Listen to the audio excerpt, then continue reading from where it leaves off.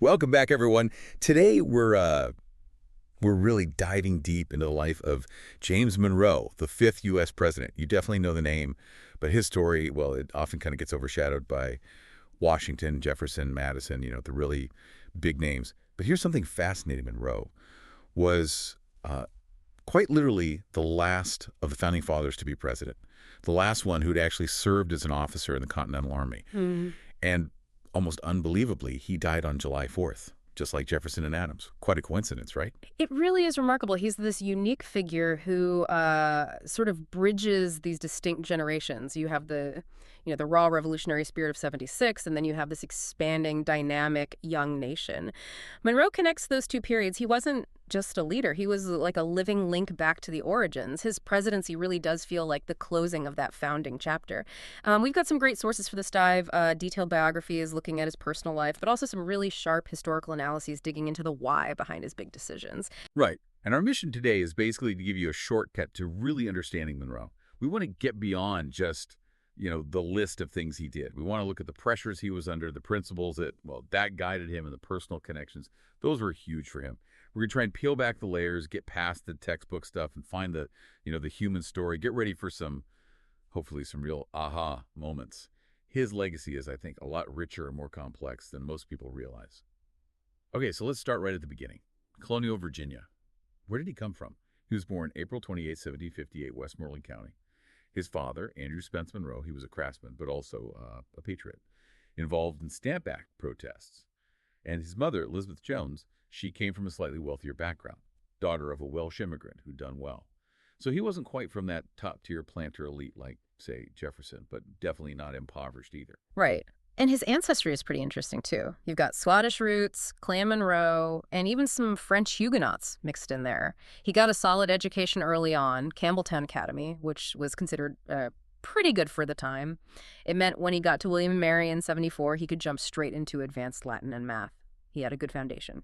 But then, things took a really tough turn when he was just a teenager. I mean, imagine being 16, suddenly you're the head of the family. Yeah. His mother died in '72 after childbirth, and his father passed away not long after that. So as the oldest son, he had to leave college. He had younger brothers to support. That's a huge weight to carry, right? Especially when education was the path forward. It really was. But that early loss, it turned out to be kind of pivotal in a strange way. It brought him much closer to his uncle on his mother's side, Joseph Jones. Jones was childless, influential member of the House of Burgesses. He basically became a surrogate father. He helped with debts, but more importantly, he opened doors. He introduced young Monroe to, the giants. Jefferson, Patrick Henry, George Washington. These weren't just casual meetings. They were the start of mentorships, connections that really laid the foundation for his entire public life. And you have to remember the atmosphere then in Virginia, it was electric. People were furious about the British intolerable acts. Governor Dunmore in Williamsburg confiscating militia weapons that just poured fuel on the fire. Monroe and his buddies at William and Mary, they weren't just watching. They marched on the governor's palace. They started doing daily military drills. And then June 24, 1775, they actually stormed the palace to grab muskets and swords. This was direct action, defiance, real revolutionary spirit from these students. So when the fighting actually started, Monroe didn't hang back. Early 1776, his brother Spence had died. He left college, joined the 3rd Virginia Regiment. Because he was literate, which was a big plus, he got a commission as a lieutenant. Served under Captain William Washington, a relation of George's. His unit went north. They were part of that really tough retreat across the Delaware River in December '76. A brutal time for the Army. And this is where it gets really dramatic. You know the painting, Washington crossing the Delaware? Monroe was there, right in the thick of it. He was part of that surprise attack at Trenton, December 26th. And during the fighting, he got hit hard, severed artery, almost bled out. It was a near-fatal wound, but it showed incredible courage. Washington himself praised him, promoted him to captain. I mean, think about it. He's 18 years old, a combat veteran, singled out for bravery by the commander-in-chief. That's extraordinary. Absolutely formative. And what's really insightful, I think, is how that experience, that brush with death, the sheer brutality of it all, it didn't just make him look brave, it fundamentally shaped his understanding of what war meant, what public service demanded. It forged connections, sure, and an identity he carried his whole life. He was the last president who'd actually fought in the Revolution. But it also gave him this deep pragmatism. He saw the cost firsthand. That definitely influenced how he thought about defense, diplomacy, force later on. After he recovered, took about 2 months, he tried to recruit his own company. That was, the the standard path for ambitious officers. But he didn't have the personal wealth, couldn't raise the funds. That was a huge barrier. So instead, he got reassigned to General William Alexander's staff. Lord Stirling, he was known as, a pretty prominent general. And it was during this time he became good friends with Lafayette at the Battle of Brandywine. Then came that infamous winter at Valley Forge. He actually shared a log hut with John Marshall, future Chief Justice. Imagine those conversations. He got promoted to major, but the financial strain, the sheer destitution, eventually forced him to resign his commission in December 78. It really shows the personal toll the war took, even on connected officers. So he goes back to Virginia, hoping for another command, but again, trouble recruiting. His uncle, Joseph Jones, gave him some advice. Go back to Williamsburg, study law under Governor Thomas Jefferson. And this is where that really close, lifelong friendship begins. Jefferson wasn't just a mentor. He gave Monroe access to his amazing library. Epictetus, the Stoics, that stuff really shaped Monroe's thinking about duty. Later in the war, Jefferson appointed him military commissioner. He even became a colonel, but still struggled to actually raise an army. And much to his intense frustration, he ended up missing the siege of Yorktown, the decisive battle. Wow. So you have this guy, clearly brave, totally committed, but he keeps getting frustrated trying to raise troops, misses the big finale at Yorktown. It really makes you wonder, doesn't it? How did those repeated setbacks that struggle with the practicalities of fielding an army, how did that shape his views later on, when he actually had power? That's a great question. And it's clear those experiences left a really deep mark. His frustrations definitely fed into his later understanding of just how complex military organization is and how crucial federal support is for defense.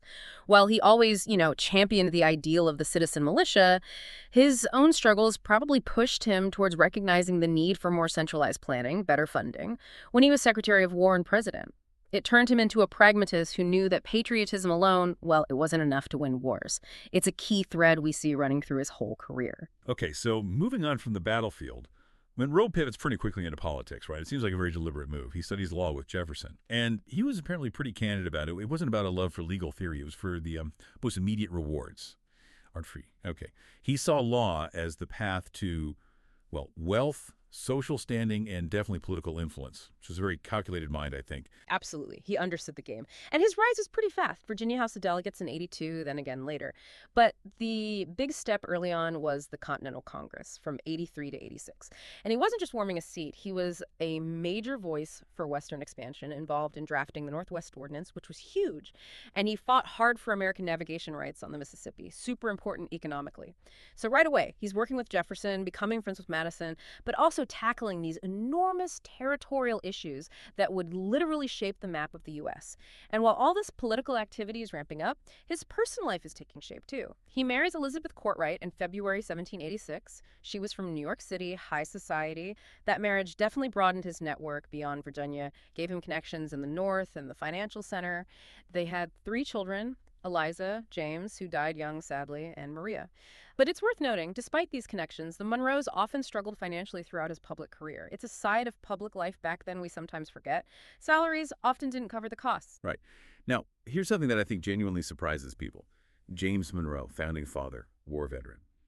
He actually voted against the U.S. Constitution. At the Virginia Ratifying Convention in 1788, he was a delegate, and he was part of that group, the Federalists who were for amendments. He wanted changes before signing on. And his objections, they sound really modern in some ways. He was worried about no Bill of Rights, giving the central government too much power to tax, the idea of a standing army. He preferred federal control over militias instead. And he really disliked the Electoral College, thought it was corruptible, wanted direct election of the president. These were big fundamental concerns. Absolutely. And his stance tells us so much about the deep divisions at the founding. It wasn't all harmony and agreement. His skepticism about a strong central government, a powerful executive that came straight from his Republican principles, his experience fighting what they saw as British tyranny. It was a theme that stayed with him, this caution, even when he held high federal office himself. It wasn't anti-nation, it was anti-centralization of power. In the end, Virginia did ratify, but only just. And it was after Madison basically promised to push for a Bill of Rights, which thankfully he did. And despite being on the losing side of that ratification vote, Monroe's political career kept moving forward. He gets elected to the U.S. Senate in 1790, filling a vacancy. Interestingly, he'd actually run against Madison for a House seat in 89 and lost. In the Senate, he pushed for transparency, wanted sessions open to the public. That took a few years to happen, but he was advocating early. He quickly became a leader of the new Democratic-Republican Party, aligning with Jefferson against Hamilton's Federalist vision. He voted against Hamilton's National Bank, saw it as federal overreach. One of only 5 Southern senators to do so. And this is where things get really intense personally. Monroe gets involved in investigating Alexander Hamilton's finances in '92. Those investigations, which Monroe helped lead, uncovered the whole Hamilton-Reynolds affair, America's first big political sex scandal. Hamilton never forgave Monroe for his role in that public humiliation. It almost came to a duel between them. It just shows how raw and personal politics were back then. And on foreign policy, Monroe was consistently pro-French, anti-British, opposed Hamilton's appointment as ambassador to the UK, supported the French Republic, even wrote essays supporting the French Revolution. Okay, so given those very strong pro-French feelings, maybe it's not a huge surprise that Washington appoints him minister to France in 1794. Though it sounds like a really tricky assignment, right? The French Revolution is raging. The U.S. is trying to stay neutral between France and Britain. Washington sends Monroe to France and the pro-British John Jay to Britain at the same time. Talk about walking a tightrope. Exactly. His instructions were clear: maintain good relations, uphold neutrality. But his personal sympathies were so strongly with France. He got a really warm welcome in Paris, addressed the National Convention, got a standing ovation for this speech about republicanism. He had some early wins, protected U.S. trade, got some Americans released, including Lafayette's wife, Adrienne. He even sheltered Thomas Paine for a while, though they apparently had a falling out later. But then, the Jay Treaty, bam, can you imagine? He's there feeling kinship with the French Republic and suddenly finds out his own country has secretly signed this treaty with Britain, France's mortal enemy. And he wasn't fully in the loop. He was furious. Absolutely outraged, and it completely torpedoed Franco-American relations. It wasn't just a diplomatic blunder from his perspective, it felt like a betrayal, and it really exposed the deep divisions within Washington's own administration about foreign policy. Yeah, and that led directly to his recall, didn't it? It did. What's really instructive here is how Monroe, despite his orders about neutrality, let his strong pro-French feelings kind of, well, color his diplomacy. This led to accusations back home inefficiency, not protecting U.S. interests. Washington recalled him in November 1796, and adding insult to injury, the actual dismissal letter was deliberately held back, apparently to influence the presidential election happening then. It really highlights that tightrope walk of diplomacy, balancing personal beliefs with national interest, especially during a major war. Monroe didn't go quietly, though. He published this defense, A View of the Conduct of the Executive, in '97, basically attacking Washington's administration over the Jay Treaty. Washington famously scribbled angry notes all over his copy, accusing Monroe of being naive, easily flattered by the French. Yeah. It was a very bitter end to that first diplomatic mission. Wow. So after that whole difficult experience abroad, he comes back and jumps right back into Virginia politics. Yeah. Governor from 1799 to 1802. And he seems pretty active, pushing for state support for transportation, education, better militia training. He started the whole State of the Commonwealth address tradition, and he established the state's first penitentiary. That was a significant reform, moving away from some of the harsher colonial punishments. He was definitely an active governor, but his term also saw a major crisis, Gabriel's Rebellion in 1800. This was a large, planned slave uprising near Richmond. Monroe acted swiftly, called out the militia, suppressed it decisively. Gabriel and 27 others were executed. Yeah, that's a really somber part of his story. His response was firm, but you mentioned there was some nuance, working with the legislature on maybe banishing suspects. There was some discussion about alternatives to execution, like transportation or banishment, yes. It shows the complexity, the balancing act leaders faced regarding slavery. And that event, that direct confrontation with the slave rebellion, plus hearing from Jefferson, who urged some mercy, it must have deeply affected Monroe's own thinking on slavery, which, as we know, was complicated and often conflicted. We'll definitely circle back to that. It's also worth remembering, during this time, Monroe was a huge supporter of Jefferson in that really contentious 1800 election. Used his influence in Virginia, even reportedly considered using the state militia to help Jefferson win, shows how high the stakes were. Okay, so after his governorship, Jefferson calls him back to the national stage pretty quickly for something huge, the Louisiana Purchase. That's right. 1803, Jefferson sends him to France as a special envoy. Robert Livingston was already there as ambassador. Their mission was critical by New Orleans and, as possible, West Florida from France. Napoleon had secretly gotten Louisiana back from Spain just a few years earlier. Jefferson was absolutely determined to secure control of the Mississippi outlet. He even told Monroe, if the French refuse, you're authorized to talk to the British about an alliance. That's how important it was. Wow. Alliance with Britain if France wouldn't sell New Orleans. That shows the stakes. Huge stakes. But what happened next was even more remarkable. Monroe and Livingston, they just went way beyond their instructions. Jefferson had authorized maybe $9 million tops just for New Orleans and West Florida. Instead, they struck a deal for the entire Louisiana territory. $15 million. They basically doubled the size of the United States in one go. Just like that. Talk about audacity. They must have known they were exceeding their authority, right? Oh, absolutely. It was a massive gamble, a breathtaking example of seizing a strategic moment, even if it meant risking serious trouble back home. But what an opportunity. So, looking at the big picture, the Louisiana Purchase wasn't just land. It was, it defined westward expansion for generations, completely changed the country's future. And Monroe, even though he technically disobeyed orders, played this absolutely crucial role. Crucial, yes. And Jefferson, despite his own initial constitutional worries about whether the federal government even could buy that much land, he saw the immense value. He backed Monroe and Livingston fully, got Congress to approve it quickly.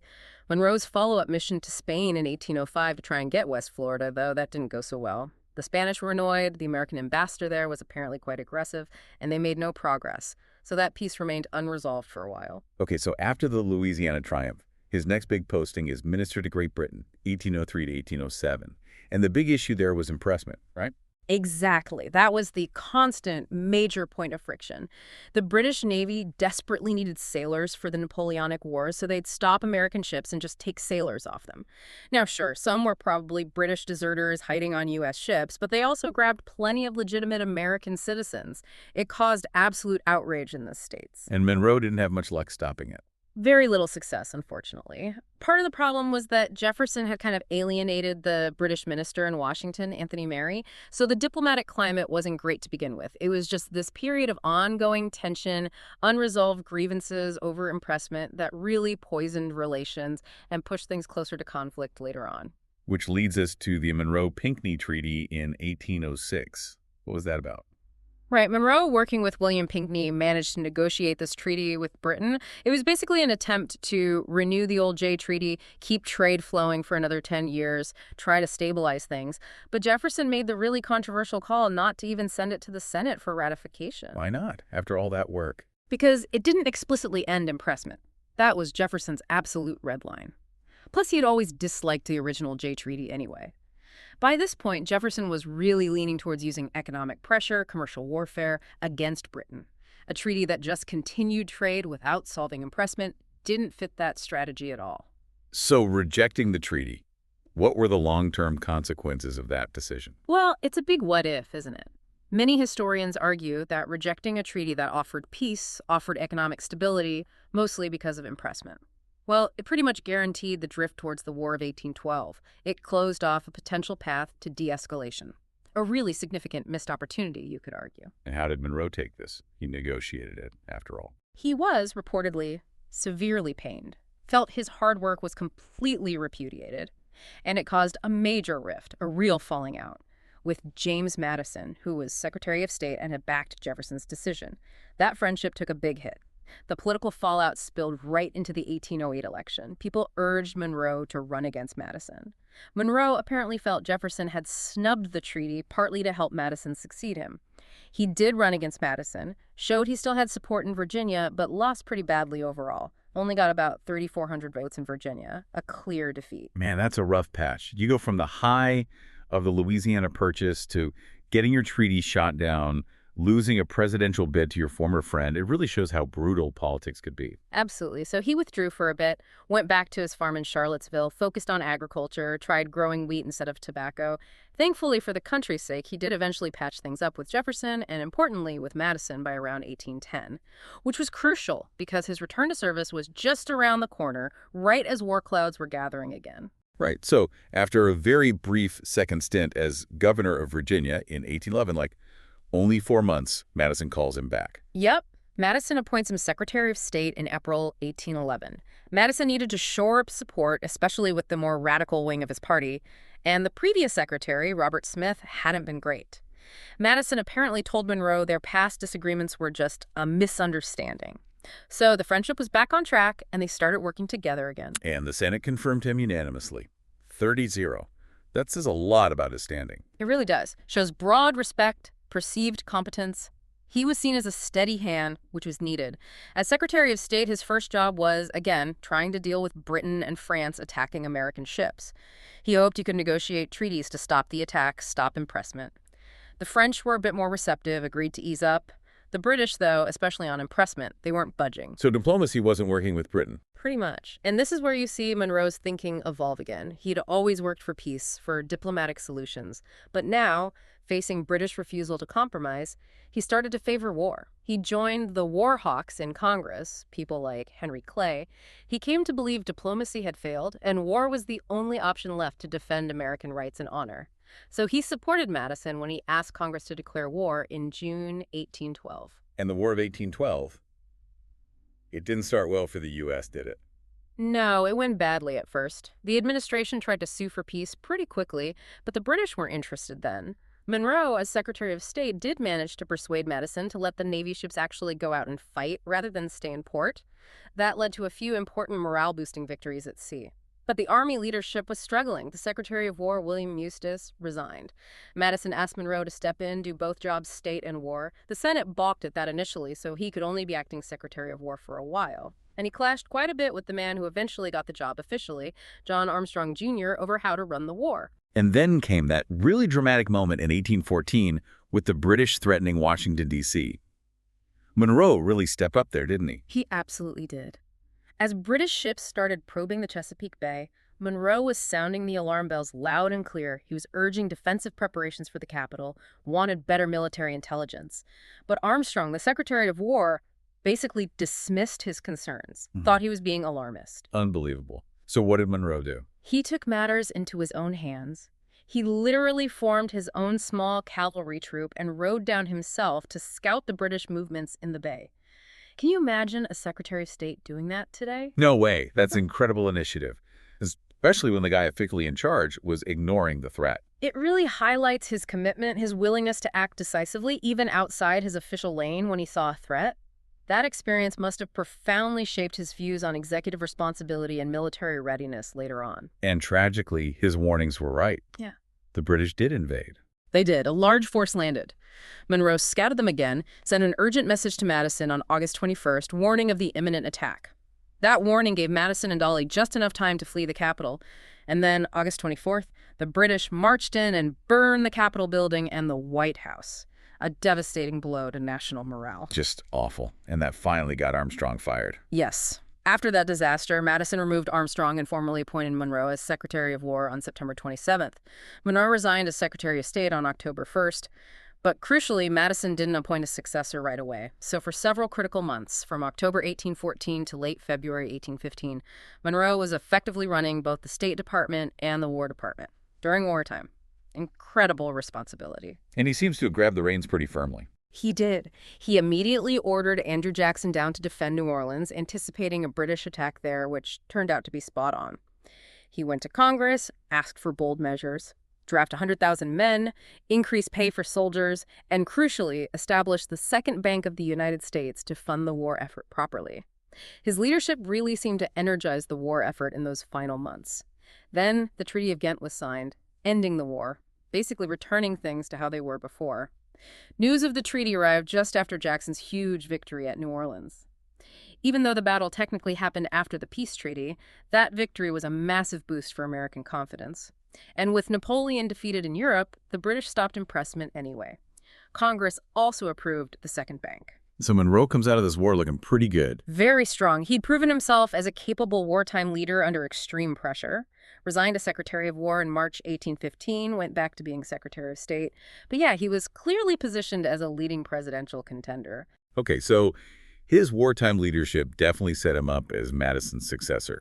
Heading into the 1816 election, it seemed like his nomination was pretty likely. It was. The Federalist Party was basically falling apart by then, especially after their opposition to the War of 1812, which made them look almost disloyal to many.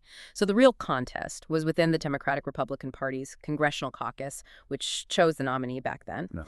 He faced some challenge from William H. Crawford of Georgia and Daniel D. Tompkins of New York, but Crawford eventually stepped aside. Monroe got the presidential nomination, Tompkins for VP. And the election itself was a landslide. Oh, right? completely. He crushed the Federalist candidate, Rufus King, got 183 electoral votes out of 217, won every state except Massachusetts, Connecticut, and Delaware. Imagine that today, being elected with virtually no real opposition. So his inauguration in 1817 kicks off this period we call the Era of Good Feelings. What did that actually mean? Was it really all good feelings? Well, good feelings might be stretching it a bit. It wasn't that political disagreements vanished entirely, but the term reflected a real national mood, a desire for unity after the war. The collapse of the Federalists meant less partisan fighting, at least on the surface. And Monroe himself really leaned into this idea of national unity. He consciously tried to downplay old party loyalties in his appointments. He went on these 2 long national tours, traveling all over the country, which was unusual then, trying to build goodwill and foster a sense of shared American identity. And symbolically, he really was this bridge figure. The last president, who was also a founding father, served in the Revolution, delegate to the Continental Congress, also the last of that so-called Virginia dynasty. His presidency definitely felt like a transition. And his cabinet choices reflected that unity goal. Very much so. He deliberately built a cabinet that was geographically balanced, bringing in people from different regions. He kept Crawford from Georgia at Treasury. But crucially, he appointed John Quincy Adams from Massachusetts as Secretary of State. This was a big deal. Adams wasn't a Virginian, and Secretary of State was seen as the stepping stone to the presidency. It immediately made Adams the likely successor, which helped ease Northern concerns about Virginia's dominance. He also brought in John C. Calhoun from South Carolina as Secretary of War. So you had key figures from the South, New England, Georgia, a truly national team. One historian, William Earl Weeks, described Monroe's overall strategy perfectly, I think. Expanding the Union externally while solidifying it internally. That really captures his approach. Managing expansion, dealing with slavery somehow, keeping the country together. Expand outwards, strengthen inwards. It sounds good, but how did that actually work? Especially with slavery becoming more and more divisive. How did he manage to hold things together during this supposed era of good feelings? It was an incredible balancing act. Part of it was his persona. He projected this image of calm, steady leadership above the fray. The national tours helped that. Part of it was shrewd politics, like the cabinet appointments. And part of it was, frankly, kicking the can down the road on the toughest issues, like slavery, finding compromises that delayed the inevitable confrontation. He was very skilled at building consensus, or at least the appearance of it, even if the foundations were sometimes shaky. That ability to navigate those deep divisions was probably his greatest domestic achievement, keeping the Union intact during a potentially explosive period. Okay, let's talk foreign policy during his presidency. It seems like a really successful area for him. He managed to settle some long-standing issues, didn't he? Absolutely. Big achievements. First off, with Britain. Remember all the tension leading up to 1812? Well, after the war, things calmed down considerably. In 1817, they signed the Rush-Bagot Treaty. This basically demilitarized the Great Lakes and Lake Champlain, a huge step in normalizing the border with British Canada. Then, the Treaty of 1818, also with Britain. This formally set the border at the 49th parallel, all the way from Minnesota out to the Rocky Mountains, and it agreed on joint U.S.-British occupation of the Oregon Country for 10 years. So after literally decades of conflict and near conflict, these treaties brought real stability to that northern border. That's huge. We kind of take that peaceful border for granted now. Exactly. Laid the groundwork for a peaceful relationship moving forward. And it wasn't just Britain. There were issues brewing with Russia up in the Pacific Northwest. Russia was expanding its claims down the coast. The Russo-American Treaty of 1824 settled that, setting the southern limit of Russian claims at the 54° 40 Ori parallel, resolved another potential flashpoint. Okay, and then there's the acquisition of Florida. How did that come about? Spain wasn't just giving it away, were they? Not exactly giving it away, but Spain was definitely in a weak position. They were exhausted from the Napoleonic Wars in Europe. Their American colonies were revolting all over the place. Florida was becoming more trouble than it was worth for them. Yeah. You had American settlers pushing in, runaway slaves finding refuge there, Seminole Indians raiding across the border into Georgia. Spain couldn't really control it. So the U.S. saw an opportunity. Pretty much. There were ongoing Seminole raids, and they were known to be harboring escaped slaves. Monroe ordered a military expedition into Spanish Florida under Andrew Jackson. Now, Jackson being Jackson. He went way beyond his official orders. He chased the Seminoles, burned their towns, and then he seized Pensacola, the Spanish capital there. basically took de facto control of Florida. That sounds controversial. Didn't that cause problems? Duh. An American general invading Spanish territory? Oh, big time. Congress was highly critical, debated whether Jackson had started an undeclared war. It was a real diplomatic headache. But here's where Monroe and his Secretary of State, John Quincy Adams, were very shrewd. Monroe publicly backed Jackson, defended his actions as necessary, but Adams, behind the scenes, carefully spun the situation. He basically told Spain, look, you can't control Florida, it's causing problems for us. Jackson's actions were defensive.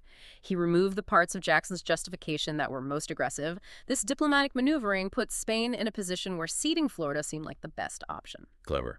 So Jackson's aggression created the opening, and Adams skillfully exploited it. Exactly. It led directly to the Adams-Onís Treaty of 1819. Spain formally ceded Florida to the U.S. In return, the U.S. agreed to assume about $5 million in claims that American citizens had against Spain. And crucially, the treaty also drew a clear boundary line between U.S. territory and Spanish possessions, running all the way from the Sabine River, border of Louisiana and Texas, out to the Pacific Ocean. The U.S. gave up claims to Texas for the time being, but Spain gave up its claims to the Oregon country, a massive territorial gain and clarification of boundaries. Wow. So Florida secured, borders defined. That's huge. And this is all happening while Latin America is fighting for independence from Spain, right? How did Monroe handle that? That's another key part of his foreign policy legacy. He was personally very sympathetic to the independence movements in South America. He saw them as fellow republics throwing off European monarchy. But initially, while the delicate Florida negotiations with Spain were ongoing, he maintained official neutrality, didn't want to jeopardize getting Florida. However, as soon as the Adams-Onís Treaty was ratified in 1821, the U.S. moved decisively. They became the first nation in the world to officially recognize the new independent republics: Argentina, Peru, Colombia, Chile, Mexico. Monroe took great pride in this. He felt the U.S. was setting an example, supporting liberty in the hemisphere. It marked a real shift towards seeing the Americas as a distinct sphere. Okay, so this leads us directly into the most famous part of his foreign policy, the Monroe Doctrine. Where did that come from? Was it entirely his idea? Not entirely his alone, it evolved. John Quincy Adams, his Secretary of State, had actually floated the core idea earlier, back in 1821. The idea that the American continent should be considered closed to future colonization by European powers. This thinking was shaped by the Adams-Onís Treaty defining borders and the ongoing disputes about Oregon, especially with Russia. The immediate stressor, though, was the fear that European powers, particularly France and the conservative Holy Alliance of Russia, Prussia, and Austria, might try to intervene in Latin America to help Spain restore its colonies. That was a real concern. So how did the U.S. respond to that threat?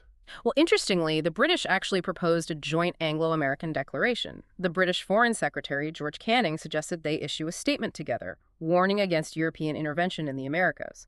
Monroe himself was initially inclined to accept the British offer. It seemed like a safe way to achieve the goal with British naval power backing it up. But Adams disagreed. Adams argued very forcefully against it. He basically said, why should we come in as a cockboat in the wake of the British man of war?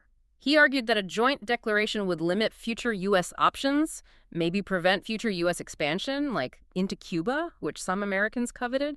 And he suspected Britain had its own imperial interests, not just a love for Latin American independence. He urged Monroe to make a purely American statement. And Monroe listened to Adams? He did. Persuaded by Adams's logic and genuinely concerned about potential European recolonization efforts, Monroe decided to act unilaterally. In his annual message to Congress on December 2, 1823, he laid out the principles that became known as the Monroe Doctrine. What were the key points? There were basically three main tenets. First, the U.S. would stick to its traditional policy of neutrality in purely European wars.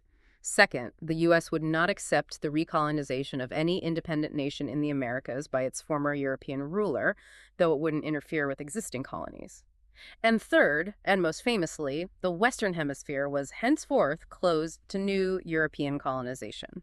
This was aimed partly at Russia's ambitions on the Pacific coast. So this was a really bold statement, wasn't it? The U.S. basically declaring the entire Western Hemisphere off-limits to further European meddling.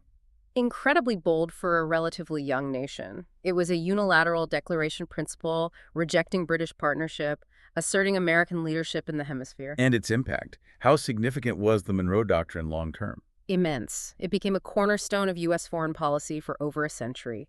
It defined America's sphere of influence, signaled a decisive turn away from European entanglements towards a focus on the Americas. It fundamentally shaped how the U.S. saw its role in the world, a truly defining moment. Okay, so foreign policy looks like a big success story. But domestically, that era of good feelings label starts to look pretty shaky when you dig into things like slavery, right? Absolutely. The facade of unity cracked badly over slavery. The country was expanding rapidly. Mississippi, Illinois, Alabama all became states between 1817 and 1819. This rapid westward growth highlighted the growing economic differences between North and South and shifted the balance of power in Congress, which terrified the southern slave states. And then Missouri applied for statehood in 1819. That really blew things up. It ignited a firestorm. A New York congressman, James Talmadge Jr., proposed an amendment to Missouri's statehood bill. The Talmadge Amendment had two parts: prohibit any more slaves from being brought into Missouri, and free the children born to slaves already there once they reached age 25. It passed the House, where the North had more population and thus more votes, but it was soundly rejected by the Senate, where the South had equal representation. So we instantly polarized everyone. Completely. You had the Northern restrictionists who wanted to stop slavery spread versus the Southern anti-restrictionists who insisted Congress had no right to interfere with slavery in the territories or new states. The debate was incredibly bitter. It really exposed that deep, dangerous fault line running through the nation. And the solution was the Missouri Compromise of 1820. What did that entail? It was a classic political compromise brokered largely by Henry Clay. Three main parts. First, Maine, which had been part of Massachusetts, was admitted as a free state. Second, Missouri was admitted as a slave state, maintaining the balance between free and slave states in the Senate.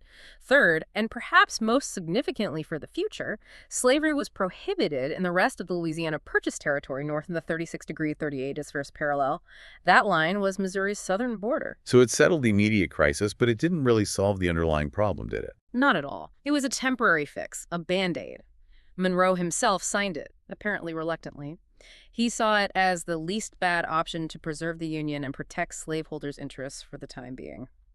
But the whole crisis showed that even with the Federalist Party gone, the most dangerous divisions weren't between parties, but between sections, rooted fundamentally in slavery. The compromise just kicked the can down the road, allowing expansion to continue for a few more decades, but the fundamental conflict remained. Okay, what about other domestic issues? Infrastructure, the economy. Monroe definitely saw the need for better infrastructure, roads, canals. He believed a good transportation network was vital for economic growth, national unity, even defense. But he had serious constitutional doubts about the federal government's role in actually building and running these things. Strict constructionist views again. Exactly. He didn't think the Constitution gave Congress the power to create a national transportation system. He kept urging Congress to pass a constitutional amendment to grant that power explicitly. Congress never did. So, in 1822, he stuck to his principles and vetoed a bill for collecting tolls to repair the Cumberland Road, a major federal project. He argued the repairs were okay, but federal operation via tolls was unconstitutional. That seems like a fine distinction, but it shows his commitment to that strict interpretation. It does. It sparked a lot of debate about the federal role in internal improvements, a debate that continued for years. However, things did start to shift later in his presidency. The Supreme Court ruling in Gibbons v. Ogden in 1824 gave the federal government much broader authority over interstate commerce. After that, Congress felt more empowered. They passed the General Survey Act, authorizing planning for national roads and canals, and started appropriating money for things like river navigation improvements, often using the Army Corps of Engineers. So federal involvement began to grow, despite Monroe's earlier reservations. And the economy wasn't all smooth sailing either, right? The Panic of 1819. No, definitely not. That panic was the first major economic depression the country faced under the Constitution. It really shook things up. It had complex causes, global markets readjusting after the Napoleonic Wars ended, leading to falling demand for American exports, falling agricultural prices. But it was made much worse by domestic factors. Rampant speculation in Western lands, and way too much paper money being issued by poorly regulated state banks. Yeah. A classic boom and bust cycle. And could Monroe do much about it? Very little, actually. The federal government just didn't have the tools or the accepted authority to intervene directly in the economy back then. Banks were mostly state-chartered and state-regulated. So the crisis led to widespread unemployment, bankruptcies, foreclosures. Lots of popular anger directed at banks and speculators. Monroe's administration ended up cutting the federal budget pretty drastically in response, including defense spending.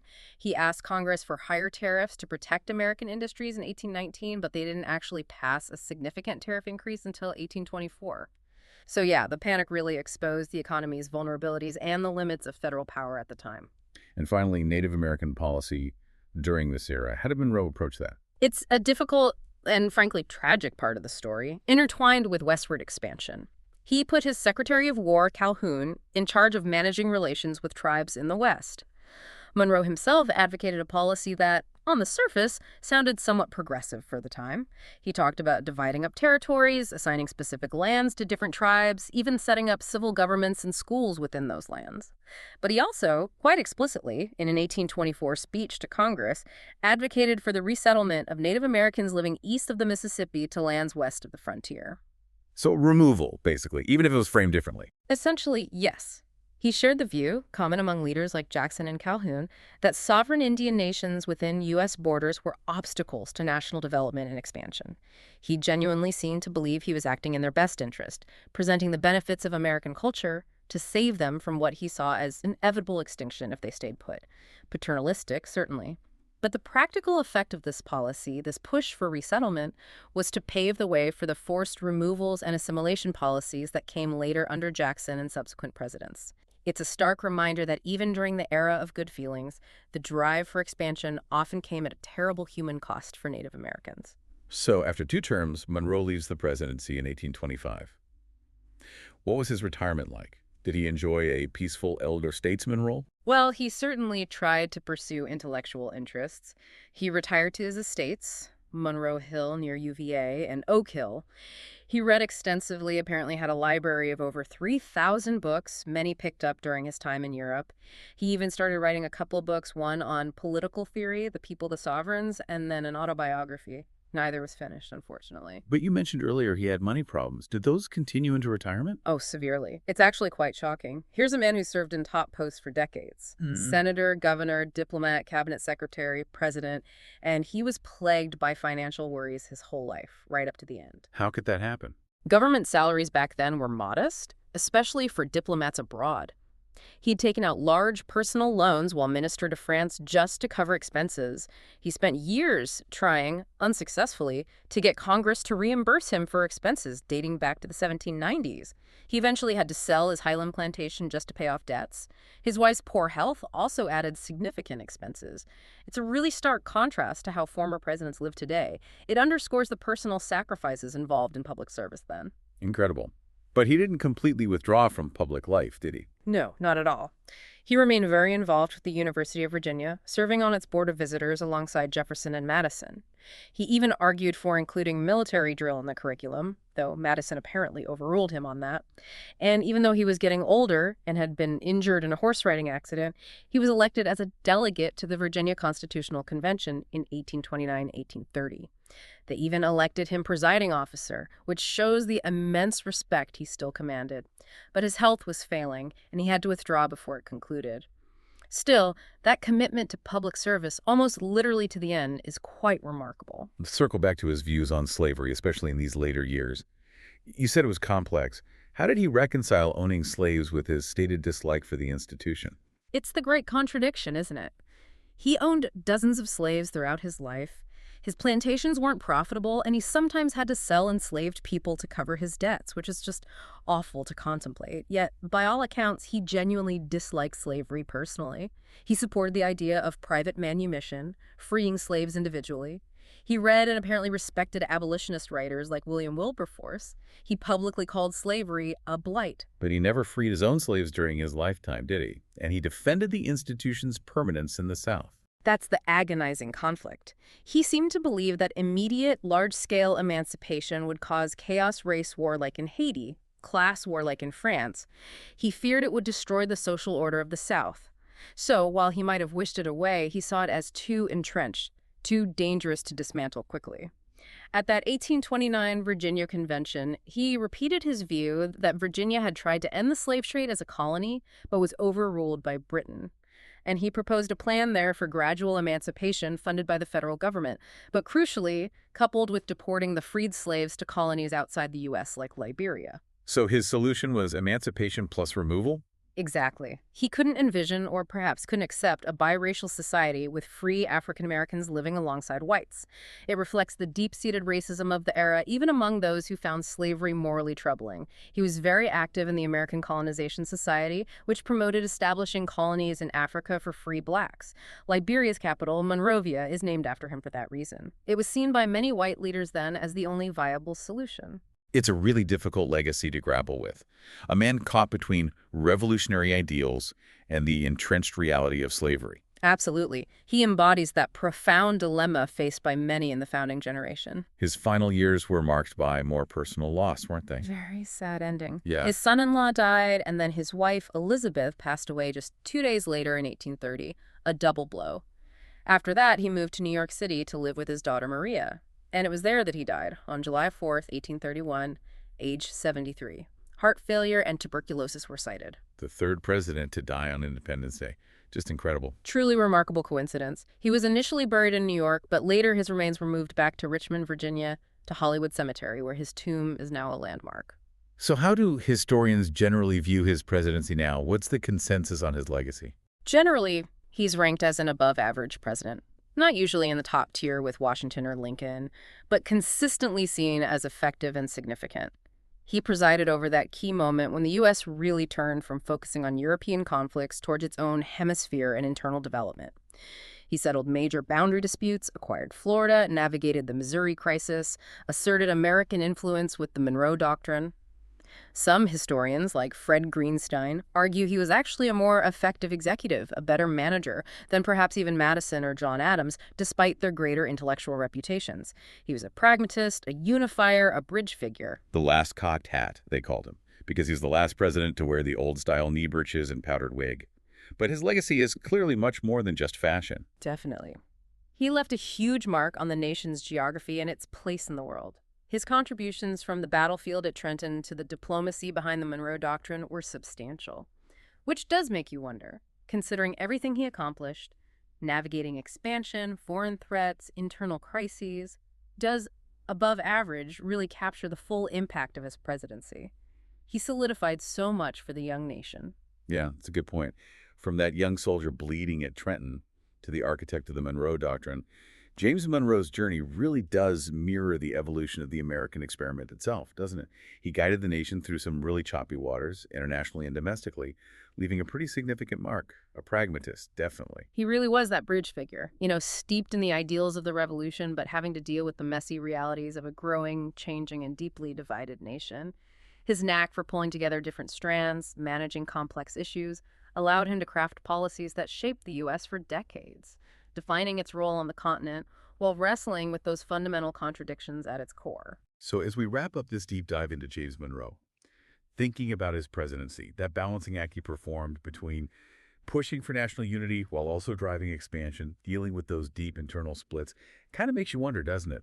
How much of that struggle, those compromises, still echoes in the challenges we face today? And maybe, just maybe, are there lessons we can pull from that era of good feelings, an era of both ambition and deep contradiction for our own very polarized times? Something to think about.